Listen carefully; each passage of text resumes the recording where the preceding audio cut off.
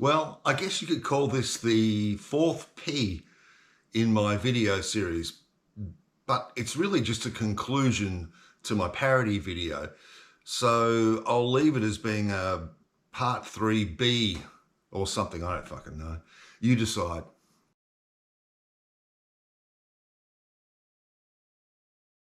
Well, I got news for you.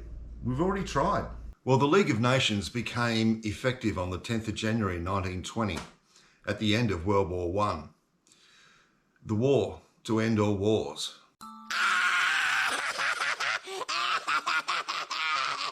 Shut up, Carmen! That is so lame! The idea of collective security and disarmament and settling international disputes through negotiation and arbitration. After 29 million deaths and just as many wounded, it seemed killing had gotten out of hand.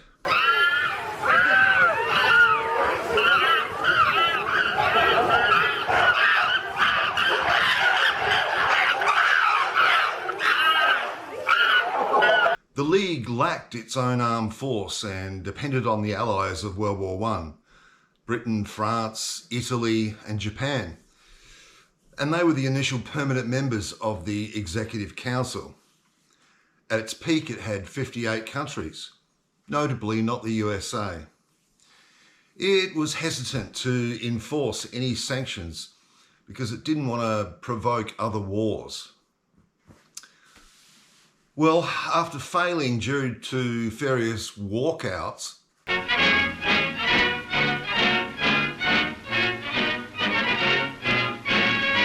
the dramatic moment has arrived. The chairman announces the result of the ballot. 42 nations out of the 44 present condemn Japan's Manchurian policy. Japan, however, finds it impossible to accept the report adopted by the Assembly. Traduction. The Japanese delegates refuse to accept the decision and sensationally walk out of the Assembly. A fateful step. and due to the rise in National Socialism in Germany, which, as you know, ultimately led to World War II,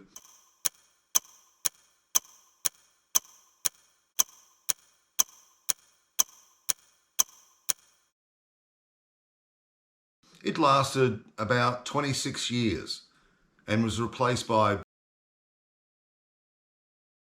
well, the United Nations came about after another world war. The Charter coming into effect on the 24th of October 1945.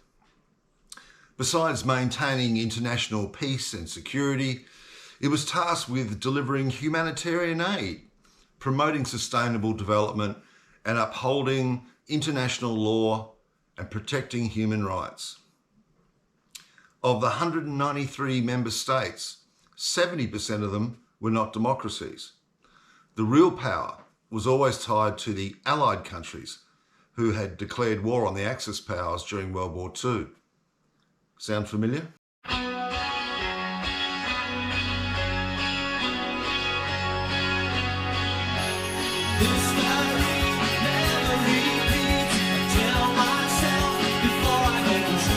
These powers control the UN Security Council and are the 5 permanent members: China, the USA, France, Britain and Russia, the so-called nuclear club. And of course that sets up a power struggle and deal-making with all the other nations of the General Assembly who just don't get true international representation. 10 other nations are voted in and they rotate through from regional blocks every couple of years. But the veto power of the elite 5, however, always means that inaction is the inevitable outcome. Or we see countries simply ignore any resolution, or they might use previous resolutions meant for other conflicts as triggers to cover the actions when they want to use force. Because in reality, they have the power to do whatever they want to do. There's nothing to stop them.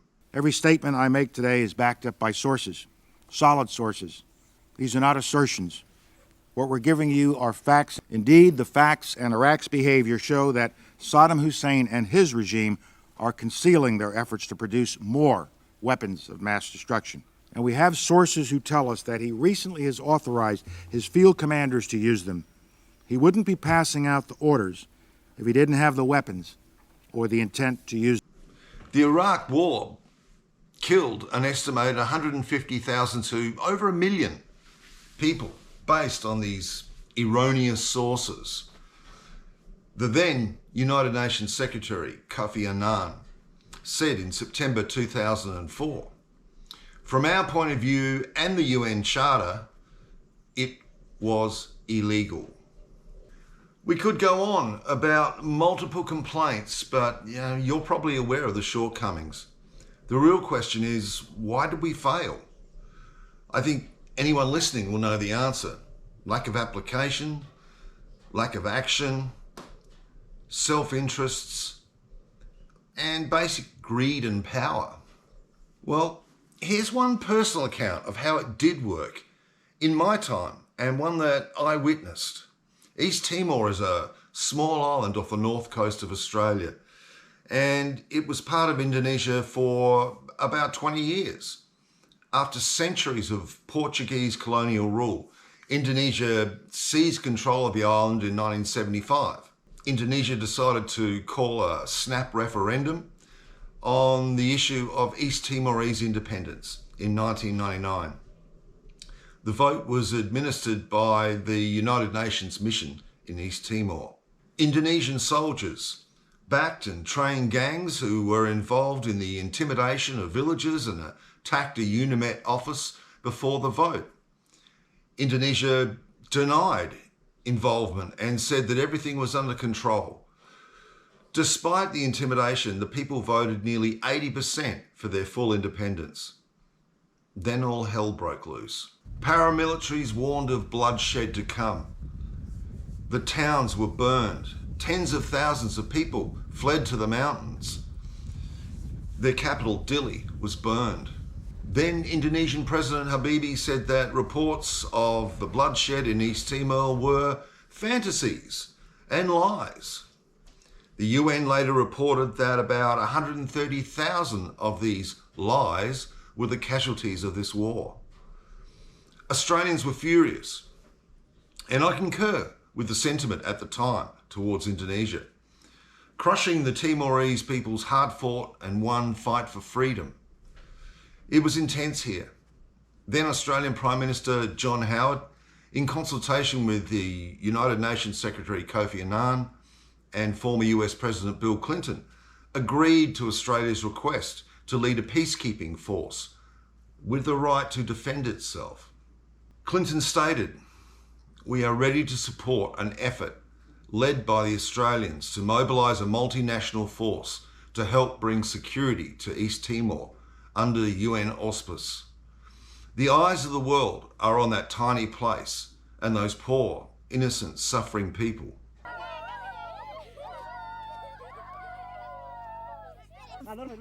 Militia needs to go away, but the timing to kill him, kill the population. It's okay. The UN Resolution 1264 called for a multinational force to restore peace and security to East Timor, to protect and support the United Nations mission there, and to facilitate human assistance operations. As Australia entered the port of Dili, they found the Indonesian military packing up. They'd ceased operations and were withdrawing, and that only left the militias to clean up. With the right will, a world force can work when united. But if you ask me, why this time and why not all the time? I'd love to answer, well, this is just an example of our collective humanity coming together as one. But that's bullshit. The truth is, no one cared, except for the direct parties. There were no great stakes over this small affair to the major powers. It wasn't going to affect the big five.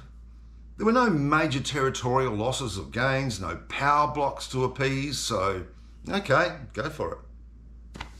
We've got to do better. Before we address this new global way, I have to address the elephant in the room. And that's something that I mentioned in my first video on this topic in Parity. Back then I said, society never changes quickly because it's the right thing to do or the smart thing to do, but usually because it's forced on us. So in my opinion, it's not going to be all good news. The only way I see something like parity happening is by forced change. Call it World War III, call it some global catastrophe, either natural or man-made. Waiting for common sense or the greater good to overcome us is, in my opinion, never going to happen. You can call that an indictment to the facts of our past, the historical timeline, if you like, the rise and fall of empires, but we will eventually try this again. Let's hope in the aftermath we do things the right way this time, if there is a next time. I think history has taught us several past failings that we must overcome.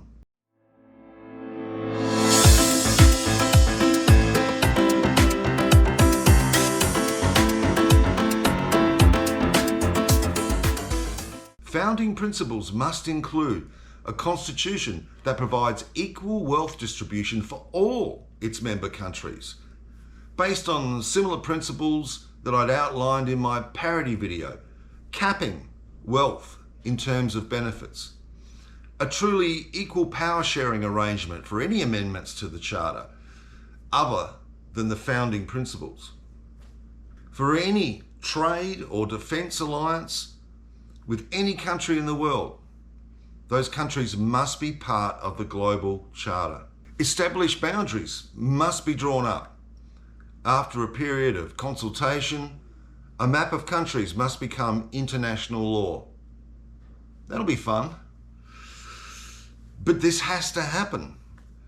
After such a worldwide catastrophe, as I mentioned happening before, it would be easier to enforce, at least in the short term. But that's not the whole story. It's not just the myriads of current disputes over territory that you can think of right now.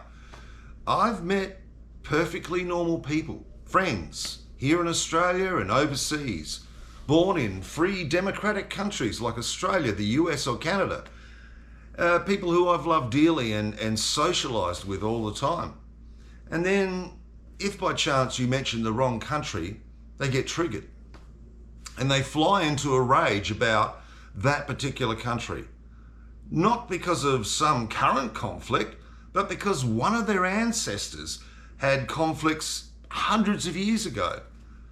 Obviously, that wasn't a personal experience, but these are hatreds that are learned and get passed on and reinforced over the years. Boundaries must be enforced. Each country's government would supply forces to make sure it's not just some countries who would respond if somebody steps over the borderline and invades, but one that all countries would combine to push back on. Look, there's endless topics we could talk about, but that's up to the people and their elected government to decide. If the third time is to become a charm,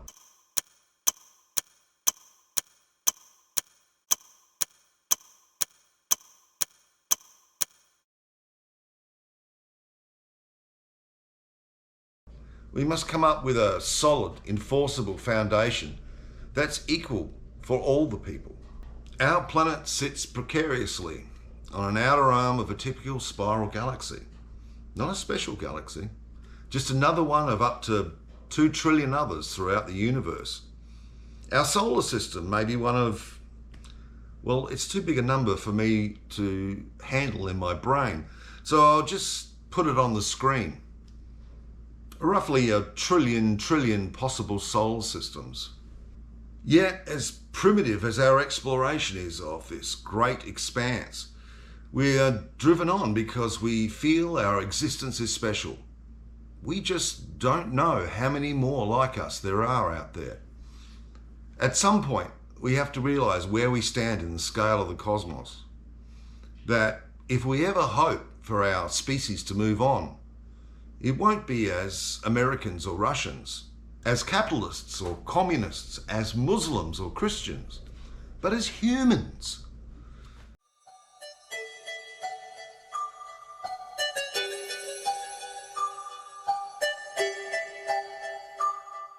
At the very least, those first baby steps are to act as one species, to treat all the inhabitants on this tiny speck of rock with a unified voice, speaking not for some, but for all of us. Okay, well, I hope to be back with something a little less serious next time. Have fun, my fellow monkeys.